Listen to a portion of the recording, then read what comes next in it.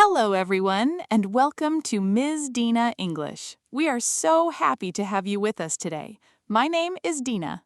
And I'm Tom. Welcome to the very first day of our 30-day English Shadowing Challenge. We're excited to start this journey with you because over the next 30 days, we're going to practice English together through natural conversations. That's right. This challenge is designed for English learners who want to improve their listening and speaking skills. Every day, you will listen to a conversation, follow along, and shadow our voices to improve your pronunciation, rhythm, and confidence. And remember, shadowing is a simple but powerful technique. You listen to someone speaking English and you try to speak along with them. You copy their pronunciation, their speed, and the way they connect words together. Many learners understand English when they hear it, but they find it difficult to speak. They know many words and grammar rules, but when it's time to have a real conversation, they become nervous or they don't know what to say. Yes, and that's completely normal. Speaking is a skill, and like any other skill, it improves with regular practice. You don't become a great driver by only reading about cars. You need to practice driving. The same thing happens with English. Exactly. You need to use English regularly. You need to hear it, speak it, and become comfortable with it. That's why we created this 30-day challenge. Every episode will focus on a useful topic from real life. We'll talk about everyday situations, work, travel, friendships, communication, and many other things that English learners experience. Today's topic is one of the most important topics for every English learner: introducing yourself and meeting someone new. Think about how often you need this skill. Maybe you meet a new classmate, a new colleague, a neighbor, or someone while traveling. The first conversation you have with someone can create a strong impression. That's why learning how to introduce yourself naturally is very important. But before we begin our conversation, we want to give you a small challenge. During this episode, don't just listen, try to speak with us. Follow our voices and repeat naturally as we talk. Don't worry if you cannot follow everything at first. Your goal is not perfection. Your goal is progress. Great, so let's imagine we are meeting each other for the very first time at an international event. We don't know anything about each other yet. Okay, let's start. Hi, it's nice to meet you. My name is Dina. What's your name? Hi, Dina. It's nice to meet you too. My name is Tom. I'm happy to meet you. Nice to meet you, Tom. Where are you from? I'm from the United States. I grew up in a small town, but I moved to a bigger city several years ago. How about you? I'm from a place with a rich culture and many traditions. I really enjoy learning about different countries and meeting people from different backgrounds. That's interesting. I think one of the best things about meeting new people is learning about their experiences. Everyone has a different story. I agree. Sometimes you meet someone who comes from a completely different place, but you discover that you have many things in common. That's very true. We might have different cultures, different languages, or different lifestyles, but we often share the same dreams and feelings. Exactly. Now, Tom, imagine someone asks you, "Can you tell me about yourself?" How would you answer? That's a good question. I think many people feel nervous when they hear that question because they think they need to give a very impressive answer. Yes, many learners think they need to use difficult vocabulary, but a good introduction is usually simple and clear. I agree. I would probably say something like, "Hi, my name is Tom. I'm an English teacher, and I enjoy helping people improve their communication skills. In my free time, I like reading, traveling, and learning new things." That sounds natural. It gives people basic information, but it also shows your personality. Exactly. When you introduce yourself, you don't just share information, you also show people who you are. That's an important point. Your personality is what makes a conversation interesting. Dina, what about you? How would you introduce yourself?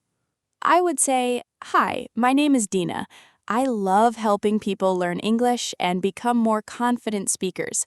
I enjoy having conversations, discovering new ideas, and connecting with people from around the world." That's a great introduction because it tells people what you do and what you enjoy. Yes, a simple introduction can open the door to a much deeper conversation. Speaking of deeper conversations, I think many learners struggle with the next step. They can say their name and where they are from, but then they don't know how to continue the conversation. That's true. Starting a conversation is one skill, but keeping a conversation going is another skill. So what can people do? The easiest way is to ask questions, show interest in the other person. For example, after someone tells you where they are from, you can ask, "What is your hometown like?" Or, "What do you enjoy about living there?" Those are great questions because they encourage people to share more. Exactly. Good conversations are not only about talking, they are also about listening. I love that. A conversation is like a teamwork activity. Both people need to participate. Yes, and when you listen carefully, you can find more things to talk about. For example, if someone says, "I love cooking," you can ask, "What kind of food do you like making?" Or "When did you start cooking?" Exactly. A small answer can become a long and interesting conversation. I think this is something English learners should remember. You don't need to prepare hundreds of sentences before speaking. You just need to learn how to respond naturally. That's right. Communication is about connection, not just correct grammar. And that is what we are going to practice throughout this challenge. Every day will help you become more comfortable speaking English through realistic conversations. So keep practicing, keep listening, and most importantly, keep speaking. Now, let's continue our conversation and learn more about each other. Tom, I'd like to ask you something. What made you interested in learning languages and communicating with people from different countries? That's an interesting question, Dina. I think my interest in languages started when I was young. I always enjoyed meeting new people and learning about different cultures. That's wonderful.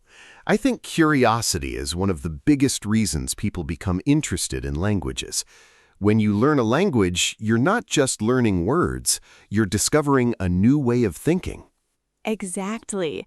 A language is connected to people's lives, traditions, and experiences. When you learn English, you can communicate with millions of people around the world. Yes, and that creates many opportunities. You can make new friends, find better career opportunities, travel more easily, and understand different perspectives. I completely agree. For me, one of the most exciting things about English is that it connects people who may have nothing else in common. That's true. Two people can come from different countries, have different cultures, and speak different native languages, but English can become a bridge between them. I like that word, bridge. English is a bridge that connects people. Exactly. Now, Dina, let me ask you another question. When you meet someone new, what information do you usually want to know about them? I think I usually want to know about their interests. I like asking people what they enjoy doing because hobbies can tell you a lot about someone. That's a great point. Hobbies are often an easy way to start a conversation. Yes. For example, if someone says, "I enjoy playing football," I can ask, "How often do you play?" Or "Who do you usually play with?" Exactly. You take one piece of information and build a conversation around it. What about you, Dina? What kind of hobbies do you like talking about? I enjoy talking about reading, traveling, learning new skills, and spending time with family and friends. I think hobbies show what makes people happy. I agree. Sometimes a simple question about hobbies can create a very meaningful conversation. Yes, and for English learners, talking about hobbies is a great way to practice because the vocabulary is useful in everyday life. Let's imagine someone asks you, "What do you like to do in your free time?" How can you answer? You can say, "In my free time, I enjoy reading books and listening to music." Or, "I usually spend my free time exercising, watching movies, or meeting my friends." Those are simple but natural answers. Yes, remember, simple English is powerful English. I think that's a message we should repeat because many learners put too much pressure on themselves. They often think, "I need to speak like a native speaker immediately," but that expectation can make them afraid to speak. Right. A beginner who speaks simple English confidently is often a better communicator than someone who knows advanced grammar but is afraid to use it. Exactly. Confidence grows when you practice. Dina, speaking of confidence, what advice would you give to someone who feels shy when speaking English? I would tell them to start with small conversations.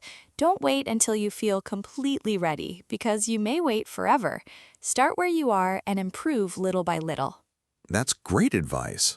Also, try not to translate every sentence from your first language into English. Sometimes this slows you down.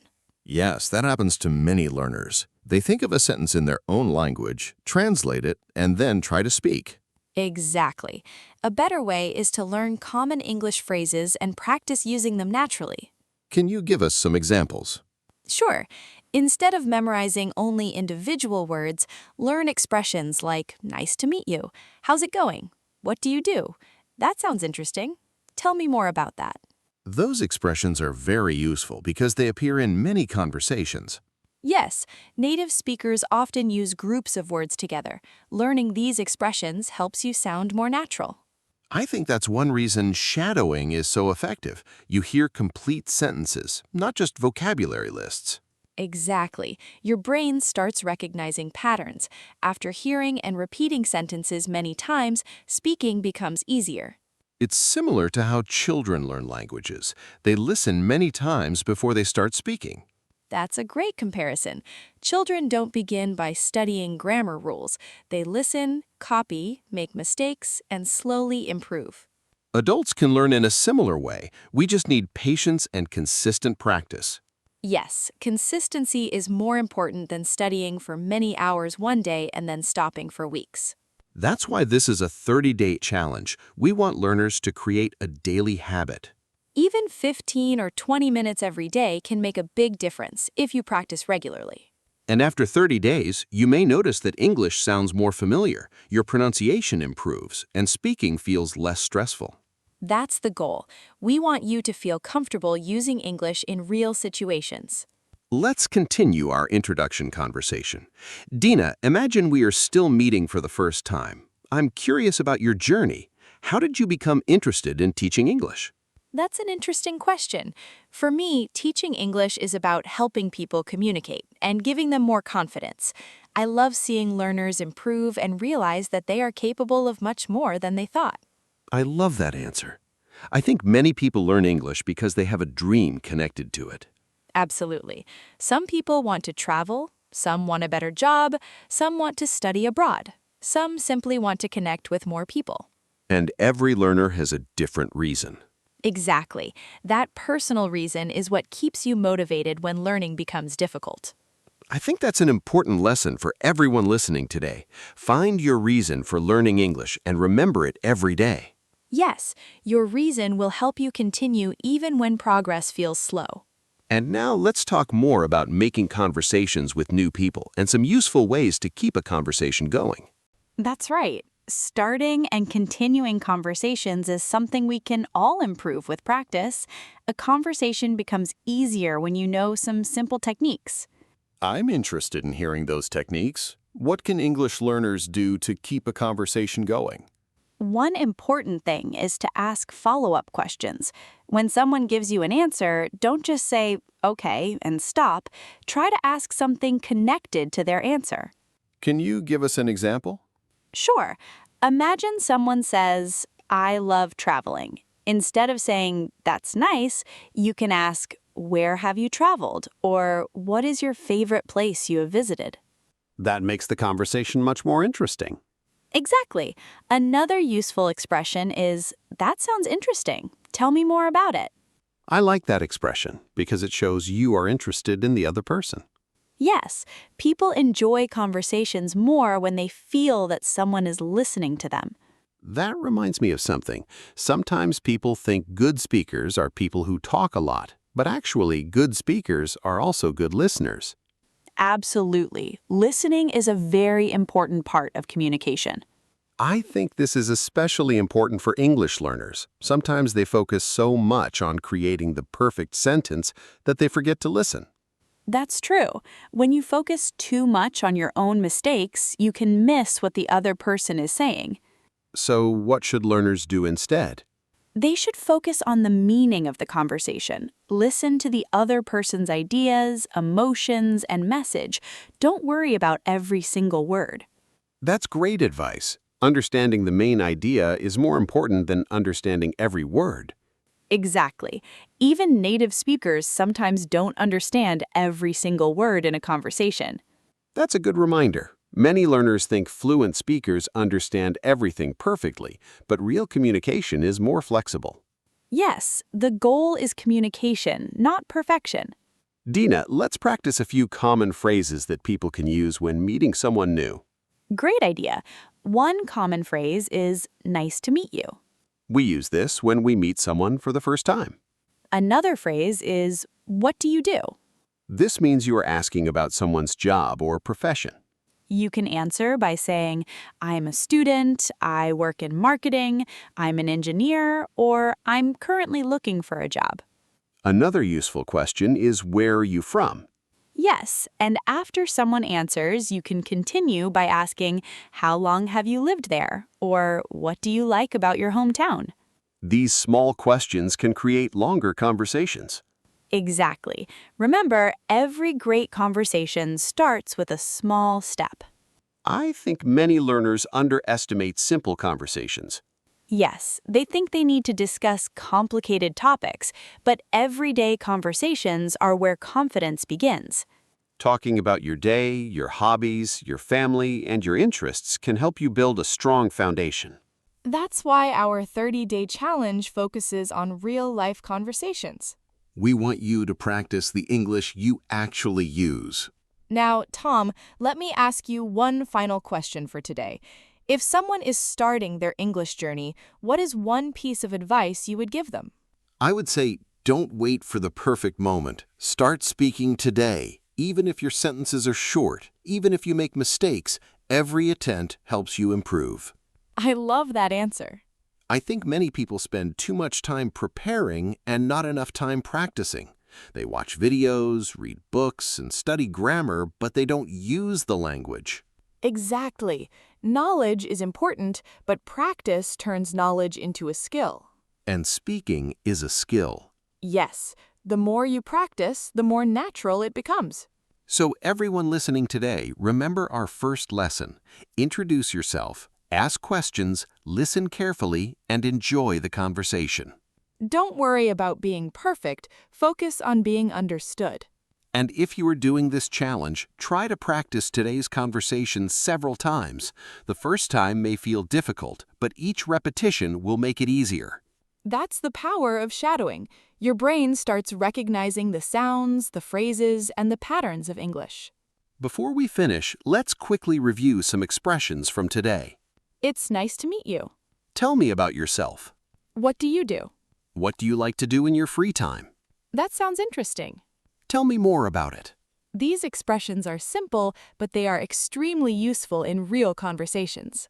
Great job completing day 1 of the 30-day English Shadowing Challenge. We hope you enjoyed practicing with us today.